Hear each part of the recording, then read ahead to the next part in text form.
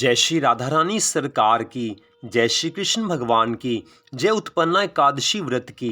मंदिर श्री बंसी वाले महात्मा यूट्यूब चैनल की ओर से हम आप सभी भक्तों का हार्दिक अभिनंदन करते हैं। आज हम आपको सुनाने जा रहे हैं मार्गशीर्ष मास के कृष्ण पक्ष की उत्पन्ना एकादशी के व्रत की कथा। तो जैसा कि आप सभी जानते होंगे कि इस वर्ष मार्गशीर्ष मास के कृष्ण पक्ष की उत्पन्ना एकादशी का व्रत 20 नवंबर दिन रविवार को है। उत्पन्ना एकादशी व्रत 20 नवंबर दिन रविवार को है। तो अब हम आपको उत्पन्ना एकादशी व्रत की कथा को सुनाने जा रहे हैं, जो कि इस प्रकार है। युधिष्ठिर जी महाराज जी ने भगवान श्री कृष्ण जी से कहा है कि हे प्रभु, मार्गशीर्ष मास के कृष्ण पक्ष में किस नाम की एकादशी होती है? संसार में एकादशी तिथि क्यों पवित्र मानी गई है और देवताओं को ये कैसे प्रिय हुई है? सारी कथा सुनाने की कृपा कीजिए। भगवान श्री कृष्ण जी कहने लगे हैं कि हे कुंती नंदन, प्राचीन समय की बात है। सतयुग में मूर नामक दानव रहता था। वह बड़ा ही अद्भुत, अत्यंत रौद्र तथा संपूर्ण देवताओं के लिए भयंकर था। उस काल रूपधारी दुरात्मा महाअसुर ने इंद्र को भी जीत लिया था। संपूर्ण देवता उससे पराजित होकर स्वर्ग से निकाले जा चुके थे और शंकित तथा भयभीत होकर वो पृथ्वी पर विचरण करते थे।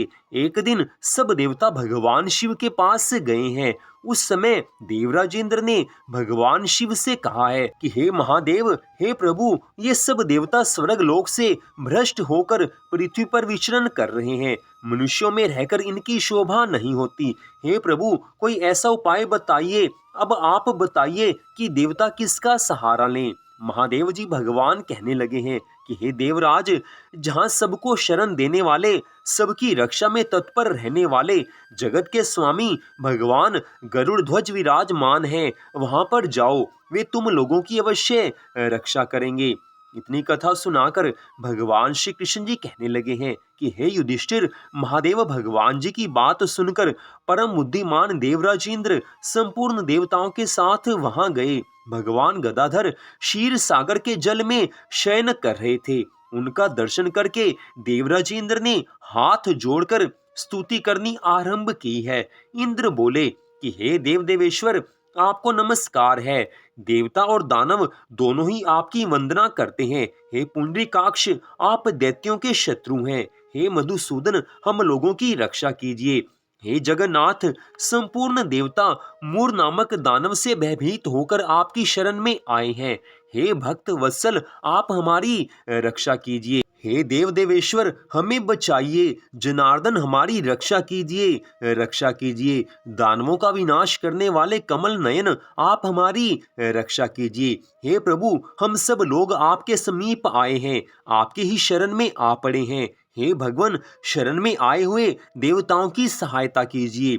देव, आप ही पति, आप ही मति, आप ही कर्ता और आप ही कारण हैं। आप ही सब लोगों की माता और आप ही इस जगत के पिता हैं। हे भगवान, देवता भयभीत होकर आपकी शरण में आए हैं।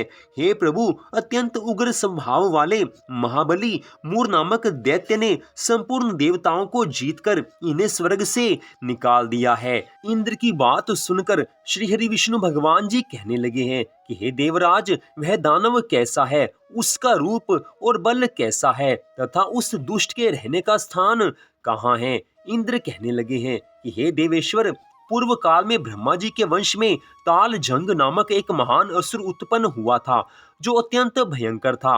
उसका पुत्र मूर दानव के नाम से विख्यात हुआ।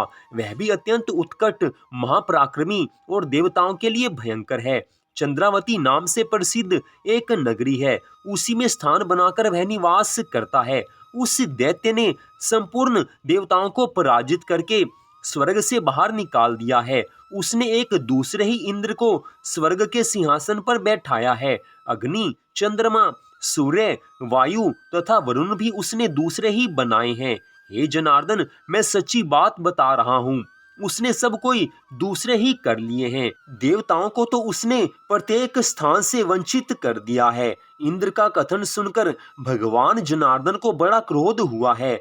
वे देवताओं को साथ लेकर चंद्रावतीपुरी में गए। देवताओं ने देखा दैत्यराज बारंबार गर्जना कर रहा है। उससे पराजित होकर संपूर्ण देवता दसों दिशाओं में भाग गए। अब वह दानव भगवान विष्णु को देखकर बोला, खड़ा रह, खड़ा रह। उसकी ललकार सुनकर भगवान के नेत्र क्रोध से लाल हो गए हैं। वे कहने लगे हैं कि अरे दुराचारी दानव, मेरी इन भुजाओं को देख। यह कहकर श्री हरि विष्णु भगवान जी ने अपने दिव्य बाणों से सामने आए हुए दुष्ट दानवों को मारना आरंभ किया है। दानव भय से व्याकुल हो उठे हैं। हे पांडु नंदन, तत्पश्चात श्री विष्णु भगवान जी ने दैत्य सेना पर चक्र का प्रहार किया। उससे छिन्न भिन्न होकर सैकड़ों योद्धा मौत के मुख में चले गए। उसके बाद भगवान मधुसूदन बद्रिकाश्रम की ओर चले गए। वहां सिंहावती नाम की गुफा थी जो 12 योजन लंबी थी। हे पांडु नंदन, उस गुफा में एक ही दरवाजा था। भगवान विष्णु उसी में शयन करने लगे। दानव मुर भगवान को मार डालने के उद्योग में लगा था। वह उनके पीछे लगा रहा। वहां पहुंचकर उसने भी उसी गुफा में प्रवेश किया है।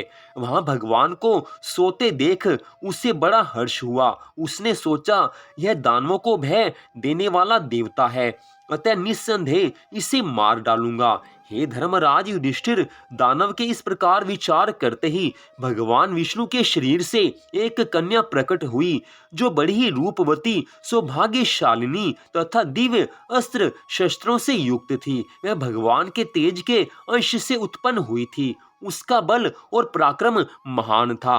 हे युधिष्ठिर, दानवराज मूर ने उस कन्या को देखा। कन्या ने युद्ध का विचार करके दानव के साथ युद्ध के लिए याचना की। दोनों में युद्ध छिड़ गया।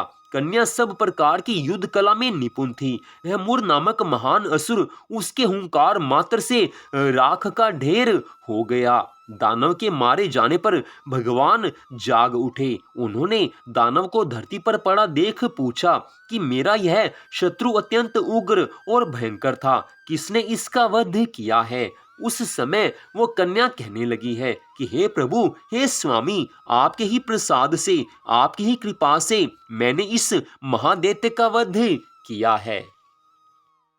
कन्या के इन वचनों को सुनकर श्री भगवान कहने लगे हैं कि हे कल्याणी, तुम्हारे इस कर्म से तीनों लोकों के मुनि और देवता आनंदित हुए हैं। अतः तुम्हारे मन में जैसी रुचि हो उसके अनुसार मुझसे कोई वर मांगो। देव दुर्लभ होने पर भी वह वरदान मैं तुम्हें अवश्य दूंगा, इसमें कुछ भी संदेह नहीं है। इतनी कथा सुनाकर भगवान श्री कृष्ण जी धर्मराज युधिष्ठिर से कहने लगे हैं कि हे राजन, वह कन्या साक्षात एकादशी ही थी। उसने कहा कि हे प्रभु, यदि आप प्रसन्न हैं तो मैं आपकी कृपा से सब तीर्थों में प्रधान, समस्त विघ्नों का नाश करने वाली तथा सब प्रकार की सिद्धि देने वाली देवी हूँ।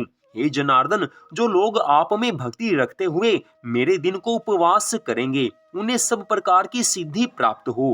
हे माधव, जो लोग उपवास, नत अथवा एक भुक्त करके मेरे व्रत का पालन करें, उन्हें आप धन, धर्म और मोक्ष प्रदान कीजिए। उस कन्या के इन वचनों को सुनकर श्री हरि विष्णु भगवान जी कहने लगे हैं कि हे कल्याणी, तुम जो कुछ कहती हो वह सब अवश्य पूर्ण होगा। इतनी कथा सुनाकर भगवान श्री कृष्ण जी धर्मराज युधिष्ठिर से कहने लगे हैं कि हे युधिष्ठिर, ऐसा वर पाकर महाव्रता एकादशी बहुत प्रसन्न हुई। हे धर्मराज युधिष्ठिर, दोनों पक्षों की एकादशी समान रूप से कल्याण करने वाली है। इसमें शुक्ल और कृष्ण का भेद नहीं करना चाहिए। चाहे शुक्ल पक्ष की एकादशी का व्रत हो, चाहे कृष्ण पक्ष की एकादशी का व्रत हो, पूरी श्रद्धा भावना से दोनों पक्षों की एकादशी को व्रत रखना चाहिए। जो मनुष्य एकादशी का व्रत रखकर भगवान जी का पूजन करते हैं, उन पर सदा भगवान प्रसन्न रहते हैं। भगवान श्री कृष्ण जी के श्रीमुख से उत्पन्ना एकादशी के व्रत की कथा को सुनकर धर्मराज युधिष्ठिर को अति प्रसन्नता हुई है। वे बारंबार भगवान श्री कृष्ण जी को दंडवत प्रणाम करने लगे हैं। तो इस प्रकार भगवान श्री कृष्ण जी ने धर्मराज युधिष्ठिर को मार्गशीर्ष मास के कृष्ण पक्ष की उत्पन्ना एकादशी के व्रत की कथा को सुनाया है, जिसे सुनकर सभी को आनंद हुआ है। तो मंदिर बंसी वाले महात्मा यूट्यूब चैनल की ओर से आज की इस कथा को सुनने के लिए आप सबका हार्दिक धन्यवाद। भगवान श्री राधा कृष्ण जी की, भगवान श्री लक्ष्मी नारायण जी की उत्पन्ना एकादशी व्रत की अनंत कृपा सदा आप सब पर, आपके परिवार पर बनी रहे, इसी मंगल कामना के साथ जय श्री राधा रानी सरकार की, जय श्री कृष्ण भगवान की, जय उत्पन्ना एकादशी व्रत की। जय जय श्री राधे, जय जय श्री राधे, जय जय श्री राधे श्याम।